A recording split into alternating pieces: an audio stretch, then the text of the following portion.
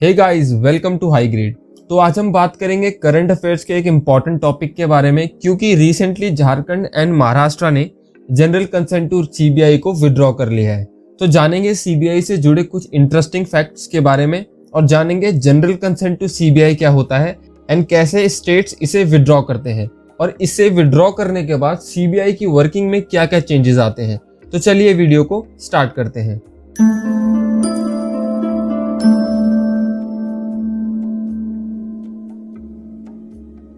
तो first thing first, सबसे पहले जानते हैं सीबीआई से जुड़े कुछ स्टैटिक फैक्ट्स के बारे में। तो सेंट्रल ब्यूरो ऑफ इन्वेस्टिगेशन एक एग्जीक्यूटिव बॉडी है। Those who don't know what is executive body, तो उनकी जानकारी के लिए ये बता दो कि हमारे कॉन्स्टिट्यूशन में 3 तरीके की बॉडीज होती हैं। First is constitutional, second statutory body and third is executive body. Constitutional body जैसे कि यूपीएससी या फिर इलेक्शन कमीशन एक एग्जाम्पल है। स्टैट्यूटरी शब्द ही स्टैट्यूटरी बॉडीज को बताने में काफी है। फॉर एग्जाम्पल, स्टैट्यूटरी का मतलब होता है anything which has been set up through law, किसी भी बॉडी जिसका निर्माण कानून से हुआ हो। For example, central information commission जिसका निर्माण आरटीआई एक्ट 2005 से हुआ है।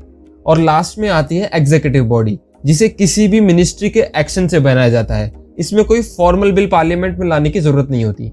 सो सीबीआई एक एग्जीक्यूटिव बॉडी है। So next question comes in our mind कि एग्जीक्यूटिव बॉडी तो है, बट इसकी पावर्स कौन डिसाइड करेगा?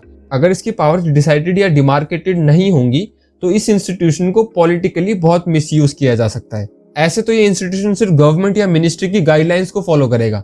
सो यहाँ रोल आता है Delhi special police establishment act 1946 का। CBI department of personnel and training की जुरिस्डिक्शन में आता है एंड डायरेक्टली पीएमओ को रिपोर्ट करता है, which makes it suspicious to politicisation of the institution.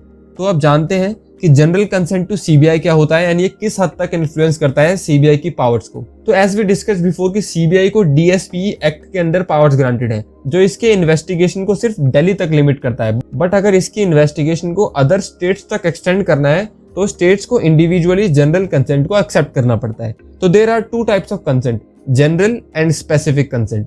तो इमेजिन करो कि सीबीआई को किसी एक स्टेट में किसी इंसिडेंट को इन्वेस्टिगेट करना है या फिर ऐसा कोई इशू है जिसमें सेंट्रल लॉ इन्वॉल्व है, तो CBI required permission from state ताकि उस स्टेट में जाकर उस इश्यू को इन्वेस्टिगेट कर सके।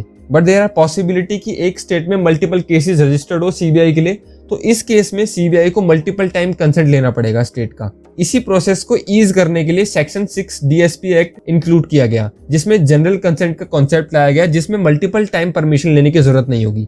तो सेकंड यानी कि स्पेसिफिक कंटेंट तब रोल प्ले करता है जब जनरल कंसेंट स्टेट विड्रॉ कर लिया जाए।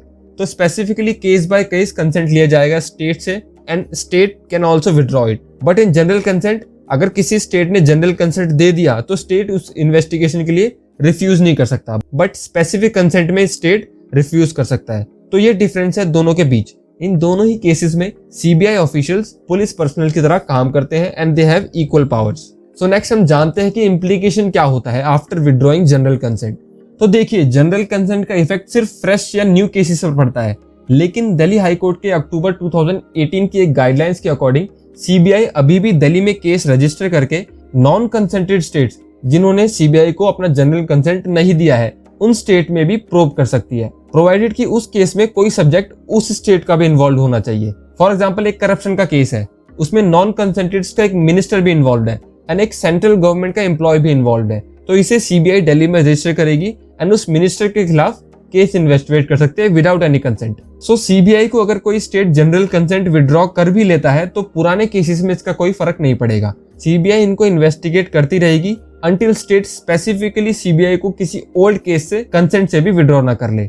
लेकिन सीबीआई इस डिसीजन को चैलेंज भी कर सकता है कोर्ट में ऑन द ग्राउंड की सीबीआई उस केस के इंपॉर्टेंट स्टेप तक पहुंच चुका है एंड अभी सीबीआई को उस केस से हटाना would be detrimental for the case. यहाँ एक और चीज है जो सीबीआई के स्ट्रॉन्ग रिप्रेजेंट करता है स्टेट पुलिस ऑफिशियल्स के कंपेयर में।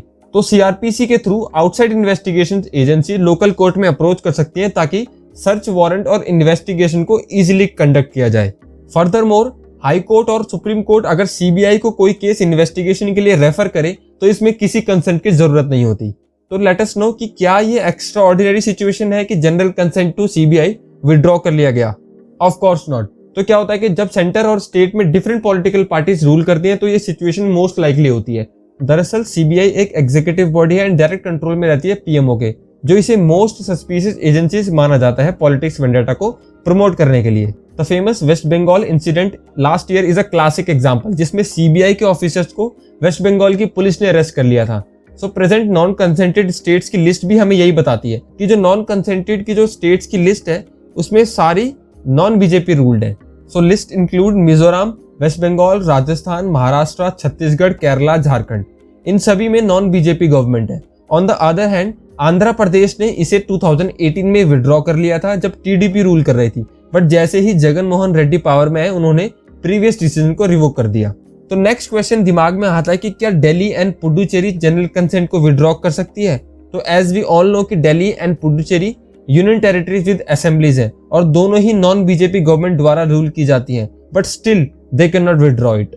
तो अगर वे फॉरवर्ड की बात करें तो पार्लियामेंट को सीबीआई को एक स्टैट्यूटरी बॉडी बनाने के लिए पार्लियामेंट को लेजिस्लेट करना चाहिए, जिसके through jurisdiction and powers of CBI would be clearly demarcate.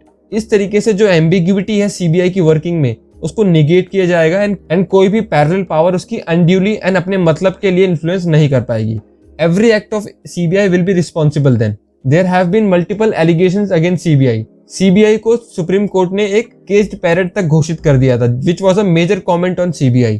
तो लेट अस होप कि किसी भी सस्पिशन को गवर्नमेंट रिस्पॉन्सिबली एक्ट करेगी एंड सीबीआई को ग्रेटर ऑटोनॉमी के बारे में सोचेगी। सो दैट्स इट गाइज, आज की इस वीडियो में इतना ही। मिलते हैं नेक्स्ट वीडियो में। जय हिंद।